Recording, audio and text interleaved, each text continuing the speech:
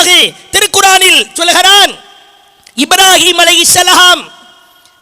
அலைஹிஸ்ஸலாம் தன்னுடைய இறுதி நேரத்திலே தன் மகன்களுக்கு சொன்ன வசியத்து குறித்து அல்லாஹ் பேசுகிறான். இறுதியாய் பாருங்கள், 2வது அத்தியாயம் 132வது வசனம். அல்லாஹ் பேசுகிறான், வஸா பிஹா இப்ராஹிம் பனீஹி, இப்ராஹிம் தன் பிள்ளைகளை அழைத்தார், வசியத்து செய்தார். பெற்றோர்களே, ஆண்களே, பெண்களே, யோசித்து பாருங்கள். இப்ராஹிம் தன் மகன்களை அழைத்தார், வசியத்து செய்தார்.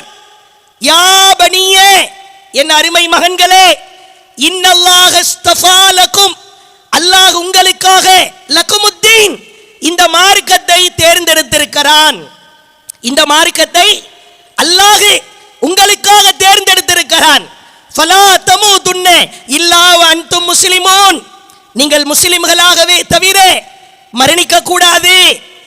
முஸ்லிம்களே, அடுத்தவனை அண்ணாந்து பார்க்காதே, அந்நியனை பார்க்காதே, அடுத்தவன் சுகமாய் வாழ்கிறான், சொகுசாய் வாழ்கிறான் என்று பார்க்காதே. நீ வாழ்கிற இந்த மார்க்கத்தை விட, இப்ராஹிமின் மார்க்கத்தை விட உன்னதமான மார்க்கம் உலகத்தில் இல்லை. பிள்ளைகளை அழைத்து சொல்கிறார், உங்களுக்காக அல்லாஹ் இந்த மார்க்கத்தை தேர்ந்தெடுத்திருக்கிறான். முஸ்லிம்களாகவே தவிர நீங்கள் மரணிக்க கூடாது. நாமெல்லாம் உண்மை வழியில் நின்று பரிசுத்தமாய் வாழ்ந்த இப்ராஹிமின் மார்க்கத்திலே இருக்கிறோம். சிந்தித்து பாருங்கள், எக்காரணம் கொண்டும் நம்முடைய வாழ்க்கையிலே இப்ராஹிம் அலைஹிஸ்ஸலாமின் குணநலன்கள் இல்லாமல் வாழ்ந்து எந்த பிரயோஜனமும் இல்லை. தியாக திருநாள் என்ன படிப்பினை பெற்றோம்?